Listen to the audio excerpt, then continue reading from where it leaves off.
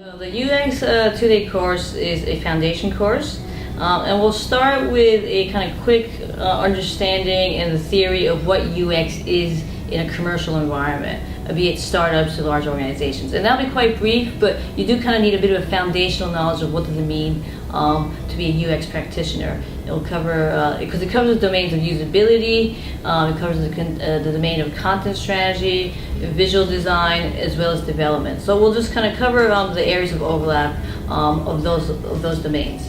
But ultimately, it's going to be really practical. So it'll cover the whole gamut from the creation of a value proposition all the way through to build and possibly beyond, how to sustain UX practice or product that you've designed and delivered.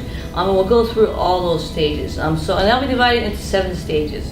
So it's about initiation, the discovery stage, the concept design stage, the detail design stage, then actually build, and then actually a learning and retrospective, and then possibly sustaining a governance of UX. So what we'll do is go through the processes and methodologies for each of those stages, and then we'll have some really practical hands-on workshops so that by the end of it you'll feel like you've actually practiced these techniques. So it's not going to be an academic in nature. Of course, we'll cover some of the theory and best practices and maybe latest developments in it. We'll be really hands-on. So don't worry if you can't draw or you don't think you're creative. That doesn't matter.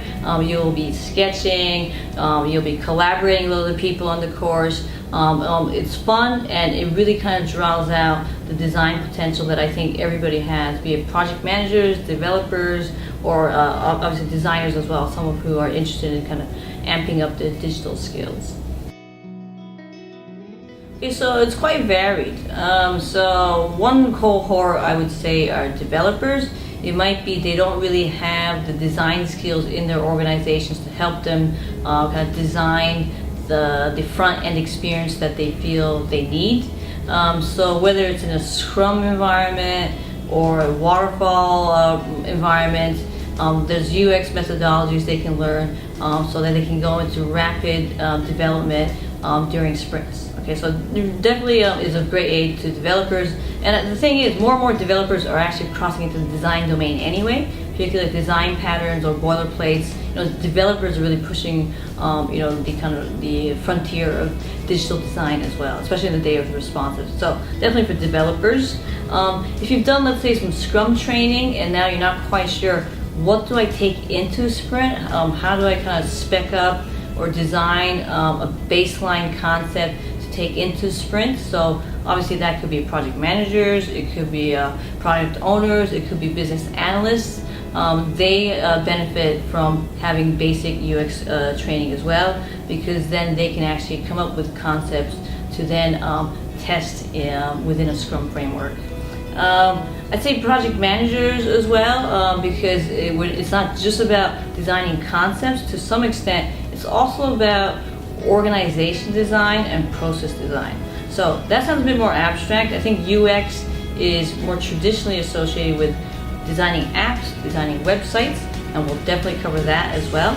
But depending on the needs of the people in the room, UX processes can be used for designing a value proposition, even defining a strategy and vision of an organization.